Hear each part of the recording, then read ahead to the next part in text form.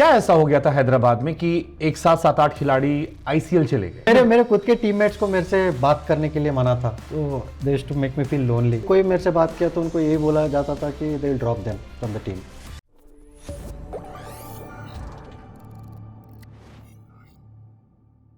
क्या ऐसा हो गया था हैदराबाद में कि एक साथ 7-8 खिलाड़ी आईसीएल चले गए?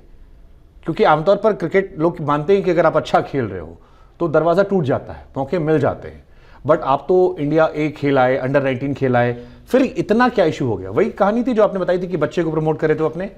नहीं, इशू यही था कि देखो मैं भी यंग था, इमेच्योर था, मतलब वो लोग प्रोवोक करते जा रहे थे। कैसे प्रोवोक करते हैं मतलब? प्रोवोक मतलब अभी अरे बहुत सारी चीज किए वो लोग, ऐसा बट आई एम श्योर बहुत सारे बच्चे मतलब मेरे खुद के टीममेट्स को मेरे से बात करने के लिए मना था, तो they used to make me feel lonely. कोई मेरे से बात किया तो उनको यही बोला जाता था कि they will drop them from the team. फिर दारू पी के अगर नेक्स्ट डे बैटिंग कर रहे थे, रूम में दारू पी के आके रात में गाली देना, मतलब तो जस्ट टू मेक यू क्या बोलते हैं, not perform, make you go away. Mental harassment ऐसा बहुत चीज़ हुआ है हैदराबाद में, मतलब जिसको जेल के एंड ऑफ द डे, देखो and of the day it will only make you stronger. शायद वो 5 साल की वजह से मेरा करियर इतने साल चला है, क्योंकि वो मेंटल टफनेस बढ़ गया है। तो फिर मैं यही सोचने लगा कि देखो अपने लिए तो कोई भी नहीं रहेंगे, अपन अपना काम करते रहना है, अगर मिला नहीं मिला, but end of the day I have realised कि अपने दम पे अपने कॉन्शियस के साथ जितना मैं खेल सकता हूँ मैं खेलूँगा। तो मैं आज तक आप किसी को भी पूछ सकते हैं, मैं ना किसी को कभी कुछ पूछा है कि टीम में सिलेक्शन छोड़ दो, कोई बैटिंग नंबर में इधर करूंगा बोल के आज तक नहीं पूछा। 3, 5, 4 नहीं हर चीज़, मतलब आई वाज वेरी हैप्पी, जो मिला है वो अपना काम करके निकलना है बस, और कुछ नहीं।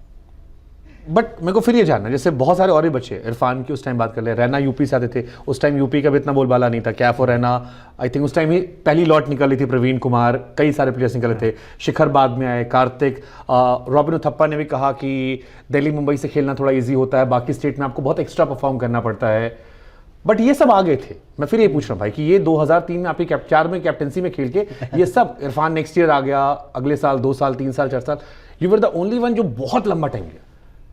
परेशान तो ये सब भी हो रहे होंगे, तो आप कैसे उसको कैलकुलेट करते हो? आप नहीं, कैलकुलेट कुछ भी नहीं है, बस या आप रिएक्ट कर दिया करते थे? नहीं, रिएक्ट मतलब वैसा रिएक्ट नहीं करता था, वैसा कुछ भी नहीं है, but end of the day जब आपका घर का माहौल ठीक नहीं हो, जैसा हैदराबाद जो स्टेट से आप आ रहे हो, फिर आपको आगे बढ़ के आगे खेलना बहुत मुश्किल था उस समय पर। मेरे को फिर आईसीएल के बाद जब से बड़ौदा गया हूँ, फिर Baroda actually they treated me like a son. मेरे को मतलब फ्रीडम दिए, freedom in terms of my mind space, you just enjoy your cricket. Then my best years, then I started playing for Baroda.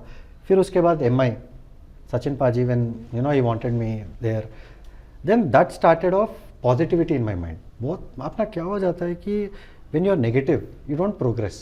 You are always thinking something might happen. True. Then when you come into a safe space where you know that okay, these people won't hurt you, then when you explore, you bloom. So that is what happened to me. तो थोड़ा late हुआ है, but I really enjoyed my career as well. क्योंकि बहुत लोगों को थोड़ा early भी मिले, जल्दी भी निकल गए। फिर मेरा क्या है, That's true, हाँ, तो सबका स्टोरी सबका अलग अलग रहता है, कहानी। आईसीएल कुछ याद है अभी आपको आईसीएल का?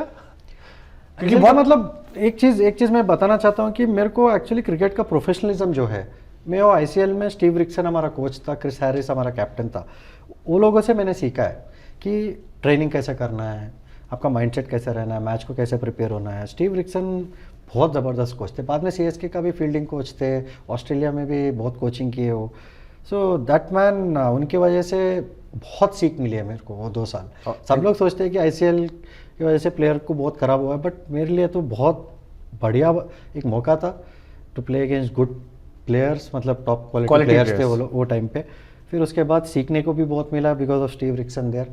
तो फिर उसके बाद मैं जब वापस आया हूँ, मेरे लिए थोड़ा आसान भी हो गया था, इंटरनेशनल प्लेयर खेल के आ गए थे आप। तो फिर आईसीएल में कभी गए जब स्टार्टिंग में गए आप, क्योंकि आप डोमेस्टिक खेल रहे थे? हाँ, डोमेस्टिक खेले, इंडिया है थोड़ा बहुत, इंडिया 2 या 3 सीरीज का इंडिया एक खेला हूँ, बट तभी भी बच्चा था। फिर उसके बाद बहुत साल ये दौर से गुजरा हूँ बीइंग ट्रॉमेटाइज्ड, बीइंग वो पूरा कुछ अलग ही दौर था वो। फिर उसके बाद से एक एस्केप रूट मिला, बट बहुत अच्छा लर्निंग भी मिला उधर। 2009 में जब बीसीसीआई ने कहा कि सारे बच्चे लौटाओ कोई कुछ नहीं कहेगा, how was that feeling? Because I am sure बहुत स्पेशल रहा होगा। नहीं, मेरे लिए तो बहुत, it was like a rebirth for me. मैंने फिर उस समय पर मैंने सोच लिया कि इधर से I will do what ever I can India खेलने के लिए। देन मेरा फोकस भी कम्प्लीटली अलग हो गया था। मैंने एक्चुअली फ़ोन भी यूज़ करना बंद कर दिया था। There was no phone, I was not using a phone, क्योंकि कहीं पे भी फोकस डिस्ट्रैक्ट नहीं होना। तो every single minute I spent on getting better as a batsman, getting better as a cricketer. Interesting. आपको याद है आपने अपना फर्स्ट मैच कब खेला था वनडे? 2013 था 24 जुलाई। 24 जुलाई नहीं, टीम याद है? डेट याद नहीं। हाँ? Team team Zimbabwe. 63 रन्स। या कई सारे रिकॉर्ड ही बने थे कि डेब्यू पे हाफ सेंचुरी बनाने 12th प्लेयर आप थे, और बहुत सारे रिकॉर्ड आए थे। बट इसके बाद भी आप टीम में रहे। जैसे 2014 मुझे याद है, न्यूजीलैंड टेस्ट सीरीज में आप थे, 15 वर्ल्ड कप में आप थे। शुरू में चले अलग कहीं थी, उस टाइम पे लगा कि टीम में जगह क्यों नहीं बन रही है? नहीं, वैसा मतलब क्योंकि आपका स्टार्ट बहुत अच्छा है, मैं जब चेक कर रहा था। हाँ। 55 मैचेस में 47 का आपका वनडे एवरेज है। नहीं, वैसा मतलब वैसा कभी लगा नहीं कि क्योंकि मौका नहीं मिल रहा है, क्योंकि लोग जो खेल रहे थे सामने भी बहुत ज़बरदस्त प्लेयर थे जो 11 में भी खेल रहे थे, तो ऐसा कभी नहीं लगा है। बट मैं हमेशा यही सोचता था कि जब मौका मिले मेरा काम जो है अच्छा परफॉर्म करना। बट वो हिसाब से कंप्लेंट मेरे को तो नहीं है। बहुत लोगों को रह सकता है, बट क्योंकि मैं जो कैप्टन्स के अंडर भी खेला हूँ वो हमेशा it's always been team first. अभी धोनी भाई ये अगर किसी को मौका दे रहे हैं तो उनको पता है कि एक अच्छा लंबा रन मिलेगा। मतलब किसी का खुशी कहीं गम होता है तो इट्स लाइक जो समझ रहा है वो। हाँ, मेरा गम भी नहीं था, इंडियन टीम के साथ था। किसी को मौका मिला तो कोई तो बाहर बैठेगा। हाँ, 100% बाहर तो बैठना मतलब part and parcel of cricket. तो और आई मीन देखो, मैं उस समय पे कभी कंप्लेंट नहीं किया है, तो अभी भी क्या करूं मैं कंप्लेंट। एक बहुत कॉमन क्वेश्चन भाई मेरे पास आया, बहुत सारे लोगों ने कहा राइडू से पूछना, 3D ग्लासेस सच में खरीदे थे? नहीं, मेरा उस समय पर मोस्ट फ्रस्ट्रेटिंग चीज ये था कि अगर ये खरीदे थे या खाली नहीं कहाँ से खरीदे। तो मेरा एक ही चीज था कि अगर 4 नंबर का प्लेयर को आप नहीं लेके जा रहे हो तो आप ऑलराउंडर को 4 नंबर थोड़ी खिलाने वाले हो। तो आप 3 डायमेंशंस क्या जरूरत है 4 नंबर बैटिंग करने के लिए?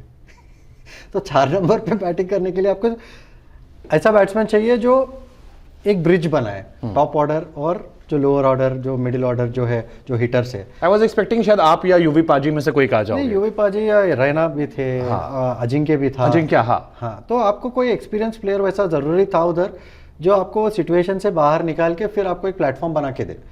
नंबर 4 का वही काम है।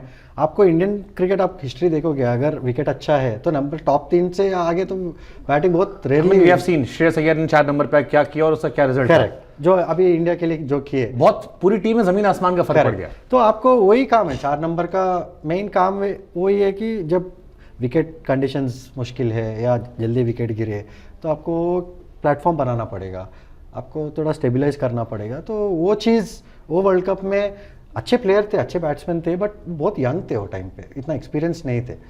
तो अभी वो एक्सपीरियंस नहीं भाई, ये सवाल इसलिए भी आता है क्योंकि हमने उसके बाद काफ़ी कुछ जीता, बट मेरे जैसे बहुत सारे लोग अभी हैं जो 2019 पे अटके पड़े और कई बार चर्चा हुआ थी कि यार 4 नंबर हारे। फिर 1-2 चीज़ और, जैसे उसमें रिप्लेसमेंट भी किया था, 2 रिप्लेसमेंट हुए थे। विजय भी इंजर्ड हुआ था, शिखर पाजी भी, आई थिंक वो भी बहुत गंदा था। शिखर पाजी ज़बरदस्त फॉर्म में थे और इंजर्ड हुए।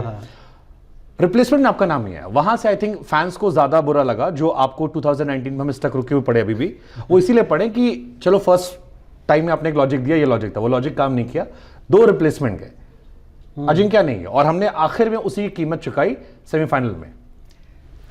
देखो, नहीं उसका कीमत चुकाई और फिर बोलूंगा मैं, इसको लोगों ने वो सेमीफाइनल में हुआ क्या है कि थोड़ा अनलकी भी थे, बारिश हुआ है, कवर्स के नीचे विकेट था तो फिर थोड़ा सीम होने लगा है, वो सब अगर आप देखोगे तो फिर थोड़ा अनफॉर्चुनेट भी था। बट ये नहीं कहूँगा कि वो रीज़न है, बट ये कहूँगा कि जब सिलेक्शन कर रहे हो बाद में, देखो it is a great learning also. Indian cricket में बाद में हमेशा से एक अच्छा नंबर 4 लेके गए। उसके बाद तो एक सीख मिल गई। तो श्रेयस अय्यर आप देखे कितना अच्छा खेले, फिर उसके बाद वर्ल्ड कप उस वजह से जीते हम लोग। हाँ बट 4 नंबर वाले के इमोशंस होता भी, जैसे श्रेयस अय्यर को लेके भी इस टाइम काफी इमोशंस लोग के हैं कि यार होना चाहिए था टेस्ट में। नहीं मतलब देखो, टेस्ट क्रिकेट थोड़ा अलग है, एंड आई थिंक अभी जो टीम है अपना बहुत ज़बरदस्त टीम है, it is just a matter of time कि अच्छा करेंगे। बट मुझे लगता है कि हर चीज़ का सीख लेना ज़रूरी है, एंड वो 19 वर्ल्ड कप के बाद सिलेक्शन के मामले में मेरे को लगता है कि बीसीसीआई ने बहुत अच्छा काम किया है, बहुत प्रोफेशनल काम किया, और उसके बाद सिलेक्शंस भी आप अगर देखोगे बहुत ज़बरदस्त सिलेक्शंस होने लगे। सो टीम में कभी भी आप परफॉर्मेंस बेस्ड, हाँ परफॉर्मेंस बेस्ड और मतलब कंडीशन बेस्ड, और ऐसा नहीं था कि कोई फेवरेटिज्म नहीं दिख रहा था। फिर बहुत बहुत सारे चीज़ ऐसे होने लगे कि अच्छे होने लगे,